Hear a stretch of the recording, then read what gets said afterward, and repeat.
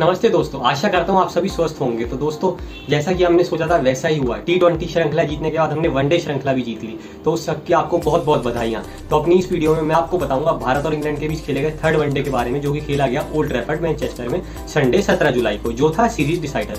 तो एक बार फिर टॉस का बॉस बने रोहित शर्मा और उन्होंने फिर से गेंदबाजी करने का फैसला किया और ये फैसला काफी अच्छा साबित हुआ। भले ही जसप्रीत बुमराह नहीं खेल रहे थे, लेकिन मोहम्मद सिराज ने कहा कि अगर वो नहीं खेल रहे तो क्या होगा, मैं आते ही आउट करता हूं। तो उन्होंने आते ही जॉनी बेयरस्टो और जो रूट को शून्य पे आउट कर दिया। जो जॉनी बेयरस्टो और जो रूट टेस्ट सीरीज में हमें ड्रॉ कराने में एक अहम भूमिका निभा के गए, वेस्टर्न टेस्ट में दोनों ने शतक लगाया, वो दोनों शून्य पे आउट हो गए। और इस सीरीज में इंग्लैंड के जो टॉप ऑर्डर बल्लेबाज हैं उनका प्रदर्शन काफी खराब रहा, चाहे हम जैसन रॉय और बेन स्टोक्स की भी बात करें। फिर एक अच्छी पार्टनरशिप हुई 54 रन की लगभग जैसन रॉय और बेन स्टोक्स के बीच, और जैसन रॉय 41 पे अच्छे सेट हो गए थे। लेकिन फिर ब्रेक थ्रू दिलाने आए हार्दिक पांड्या पावर, उन्होंने उनको 41 रन पे आउट करा। पंत ने एक अच्छी हाई कैच ली। उसके बाद बेन स्टोक्स भी 27 रन पे आगे बढ़ के एक शॉट मार रहे थे, लेकिन वो बॉल वहीं उछल गई और हार्दिक पांड्या ने ही अपनी बॉल पे एक अच्छी कैच ली। फिर एक 75 रन की अच्छी साझेदारी हुई कप्तान जॉस दी बॉस बटलर और मोइन अली के बीच, लेकिन मोइन अली भी एक बार फिर 35 से 40 के स्कोर के बीच फंसे और इस बार वो 34 रन पे आउट हो गए। रविंद्र जडेजा ने उन्हें आउट करा और पंत ने एक अच्छी कैच ली।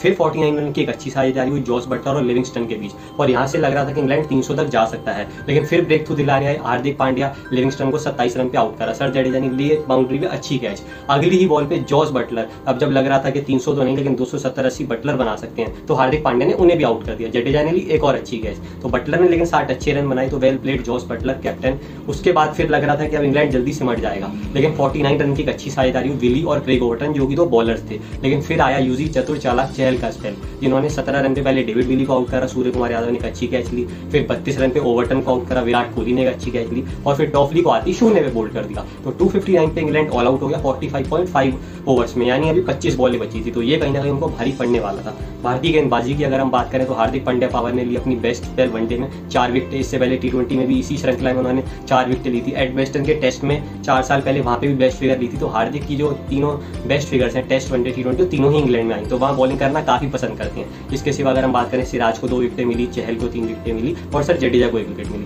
तो 260 का टारगेट था, कोई बड़ा टारगेट नहीं था, और अब लग रहा था कि भारत ये मैच जीत सकता है। लेकिन एक मन में डर था कि एक तो यार सीरीज डिसाइडर है, भारत ज्यादातर इंग्लैंड में इतने रन बनाता नहीं है, रोहित धवन कोहली फॉर्म में नहीं है, पिछला मैच 100 रन से आ रहे थे, तो डर था। और आते ही डर सच भी हुआ, क्योंकि शिखर धवन आते ही 1 रन पे आउट हो गए।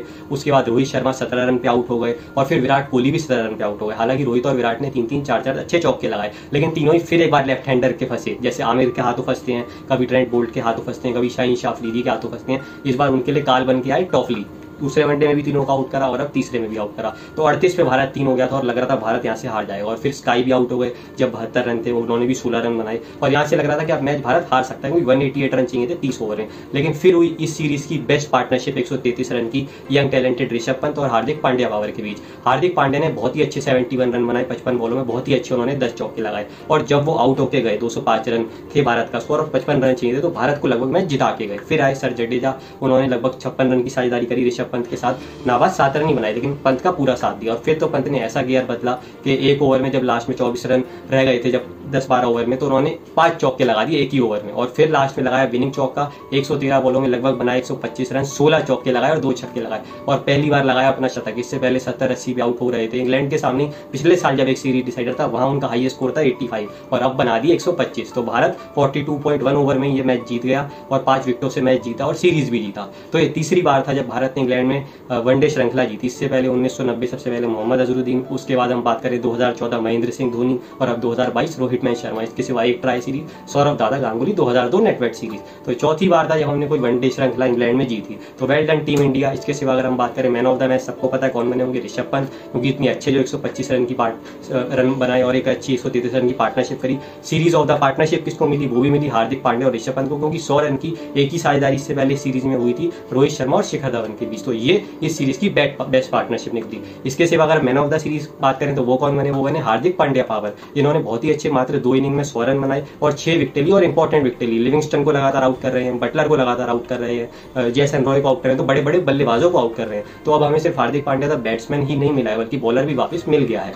तो अच्छी बात है, और ऐसी वो फॉर्म जारी रखें आगे आने वाले वेस्ट इंडीज सीरीज में, एशिया कप में, T20 वर्ल्ड कप में, और भारत को जिताते रहें। और पंत भी ऐसी अहम भूमिका निभाए। जो मैंने इंग्लैंड के टॉप ऑर्डर के लिए कहा, वही इंडिया के टॉप ऑर्डर के लिए कहूंगा। धवन रोहित कोहली सीरीज में नहीं चले, एक अलग बात थी। हालांकि पहले मैच में रोहित और धवन के रन आए थे, लेकिन दूसरे तीसरे मैच में जब तीनों साथ खेले तो रन नहीं बने। लेकिन इसमें भी अच्छी चीज दोस्तों ये हुई कि 9 साल में अगर मैं पिछले बात करूं, जब से इनका ट्रियो इंग्लैंड में ही बना था, तो मात्र 2-3 मैच ही ऐसे हैं जब ये आउट हुए हो पहली इनिंग में तो जीते हो। वो किसने जीता है? धोनी, युवराज और रायना ने। और चेस करते हो आज तक ऐसा नहीं हुआ कि रोहित, धवन, कोहली जल्दी आउट हो गए और इंडिया कभी कोई मैच जीता हो। लेकिन इस बार वो चीज भी हो गई। तो ठीक है, तीनों नहीं चले, आगे जल्दी ही चलेंगे। लेकिन अच्छी चीज ये हुई कि हमारा मिडल ऑर्डर टेस्ट हुआ और बहुत अच्छे से उस पर खरा उतरा। तो वेल डन टीम इंडिया।